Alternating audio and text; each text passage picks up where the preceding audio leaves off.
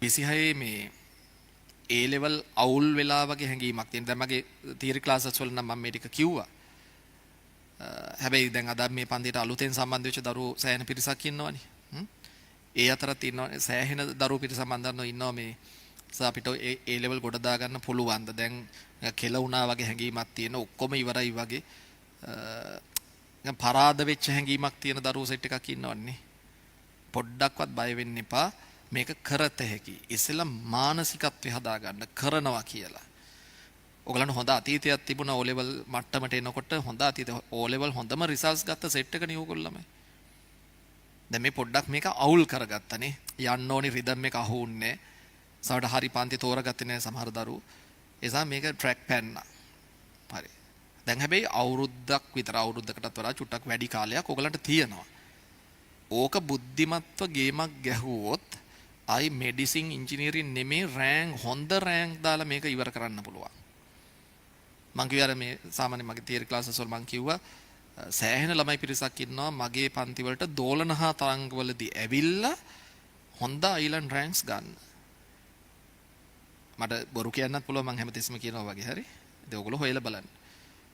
ඉතින් ඒක නිසා මේ දැනට පොඩ්ඩක් අර පරාද වෙච්ච හැඟීමක් තියෙන දරුවෝ සෙට් එක 2026 අපි පරිණත ගුරුවරු විදිහට මේ කියන දේ විශ්වාස කරන්න ඕගලන්ට මේක කරත හැකි. හැබැයි ළමයි ඕගලන්ට සෑහෙන්න මේක මහන්සි වෙන්න වෙනවා. ඕගොල්ලන්ගෙන් අපි ඉල්ලන්නේ මහන්සි වෙන්න තියෙන උවමනාව විතරයි. කම්මැලි කමින් අර අලස විදියට හේ වෙන දෙයක් බලාගෙන එහෙම ඉඳලා බෑ. එහෙම ඉඳලා බෑ. ඕගොල්ලන්ට උවමනාව තියනවා නම් අපිට පුළුවන් වැඩේ ගොඩ දාලා දෙන්න. අර කියමනක් තියෙන ළමයි මේ ගොඩාක් දුෂ්කර මාර්ගයක අපිට පුළුවන් අස්සෙක්ව දියැලක් ගාවට එක් කරගෙන යන්න. දිය පාරක් ගාවට එක් කරගෙන යන්න. හැබැයි අපිට වතුර පොවන්න බෑ. ඌ දැනගන්න ඕනි පිපාසයට වතුර බොන්න. ඒ වගේ වැඩක් තමයි මේක. ඕගලන්ට මේ අධ්‍යාපන පිපාසය නැත්තම් මේක ගොඩ දා ගන්න ඕනි. දැන් සමහර දරුවන්ට එකම වත්කම ඉගෙන ගන්න එක විතරයිනේ නේ. සමහරට මුළු පවුලම ඒ දරුවා දිහා බලාගෙන ඉන්නේ දැන් O level හොඳට පාස් වුණා. මෙයා A level හොඳට ගොඩ දාගෙන මෙඩිසින් ඉංජිනේරින් ගිහිල්ලා මේ පවුලේ බර අදී කියලා එහෙම සමහර පවුල් තියෙනවා ඒ දරුවා තමයි ඒ පවුලේ එකම හෝප් එක. මෙතන ඉන්නවා එහෙම දරුවෝ. ඒසාව ඔයගලන්ට මේක අතාරින්න බෑ හරි. අතාරින්න බෑ අතාරින්න එපා. මේක ගොඩ දා ගන්න පුළුවන්. එකම දේ ළමයි උවමනාව ඕනි. ඔයගලන්ගේ ඇත්තටම ඔයගලන්ගේ මනසට වදින්න ඕනි මේක කරනවම තමයි කියලා. ඒ උවමනාව ඒ අර පළවෙනි ගිනි පුපුර පත් වුණොත් මේක ඇවිලිලා යනවා. ඒස අපි කියන දේ විශ්වාස කරන්න මේක ගොඩ දාන්න පුළුවන්. හැබැයි උවමනාව ඕනි. මහන්සි වෙන පාඩම් කරන අනිත් දේවල් වලට මේ වෙලාවේ පයින් එක අවුරුද්දයිනේ ළමයි අපි ඉල්ලන්නේ. ඔයගලන්ගේ ජීවිතේ එක අවුරුද්දයි ඉල්ලන්නේ මේක ගොඩ දා ගන්න පුළුවන්.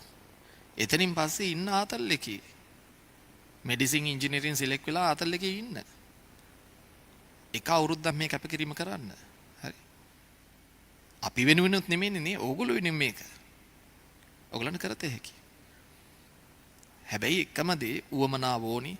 වැඩ කරන්න ගියාම අමාරු මහන්සි එපා වෙන ගතිය ගණන් හදන්න බැහැ කියලා හිතෙන එක ගණන් පට්ට අමාරුයි කියලා හිතෙන එක ඒ ඔක්කොම ස්වභාවික දේවල්. ඒව හැම ළමයෙකුටම තියෙනවා. අයිලන්ඩ් ෆස්ට් වෙච්ච ළමයාගෙන් අහලා බලන්න කොයා හෙන ආතල් එකේ දී ලෙවල් කළේ කියලා. නෑ ඌත් මාර කට්ටක් කනවා. හරි. ඒක තේරුම් ගන්න කවුරුත් පහසුවෙන් ඒ ලෙවල් කරන්නේ නෑ. කට්ටක් කාලා මහන්සි වෙලා කැපකිරීම කළානේ. ඒක තමයි ඒ ලෙවල් කියලා කියන්නේ ළමයි. හරි. ඒක නිසා ඒ උවමනාව ඔයගොල්ලෝ තුල තියෙනවා නම් මේක ගොඩ දාන්න පුළුවන්. අනිවාර්යෙන් ගොඩ දාන්න පුළුවන්. දැන් හැබැයි ගුරුවරු කියන විදිහට කලින් ඔයගොල්ලෝ පිස්සු කෙලියන්නේ නේ. ගුරුවරු කියන විදිහට වැඩ කළේ නෑනේ. දැන් ගුරුවරු කියන විදිහට වැඩ කරන්න. හරි. මගේ පන්තියක දරුවෙක්ම වෙන්න ඕනේ වෙන පන්තියක දරුවෙක් වුණත් ඒ ගුරුවරු කියන විදිහට වැඩ කරන්න. හැම ගුරුවරයෙක් ගාවම ප්ලෑන් එකක් තියෙනවා. ඔය හැම ගුරුවරයෙක් ගාවම හොඳ රිසල්ට්ස් ගන්න ළමයි සෙට් එකක් ඉන්නවනේ නේ. හැබැයි හැම ගුරුවරයෙක් ගාවම ෆේල් වෙන සෙට් එකකුත් ඉන්නවා. අපේ පන්තිවලත් එහෙමයි. හොඳ ළමයි හොඳට පාස් වෙන දරුවෝ ඉන්නවා, ෆේල් වෙන දරුවෝ ඉන්නවා. හැබැයි ඕගොල්ලෝ තමන්ගේ උවමනාව හදාගෙන මේක අනිවාර්යෙන් මම කරනවා කියලා හිතාගෙන කරන්න. අපි උදව් කරන්නම්. හරි. ඒතර ආලෝකයේ කොටස සම්පූර්ණයෙන් මේ පන්තියේ ඔයගලන්ට ෆ්‍රී ඉගෙන ගන්න පුළුවන් හැම දරුවෙකුටම. දැන් අපි මේ අපේ තරංග කොටස දෝලන තරංග පාඩමේ වඩා අමාරු පාඩ එක තරංග කොටසනේ ළමයි. ඒකෙත් පටන් ගන්න තියෙන සරල අනුවර්තීය චලිතය කියන ටිකක් අමාරු කොටසකි. ඒතර අපි මේ නුගේගොඩ පන්තියෙත් ගම්පහ පන්තියෙත් ගිය සති අන්තේ දෝලන තරංග පාඩමේ තරංග පාඩ එක පටන් ගත්ත සරල අනුවර්තීය චලිතය කියන කොටස. ගොඩාක් අලුත් දරුවෝ පන්තියත් එක්ක එකතු වුණා. දැන් අපි හෙට මාතර පන්තියේ හෙට හවස පන්තියේ පටන් ගන්නවා තරංග කොටස.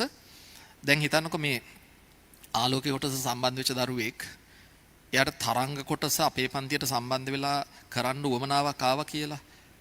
හැබැයි යාට ප්‍රශ්නයක් තියෙනවා. මොකද්ද? පළවෙනි සතියේ දැන් මිස් වෙලා. මේකයි කරන්න ඕනි. හරි.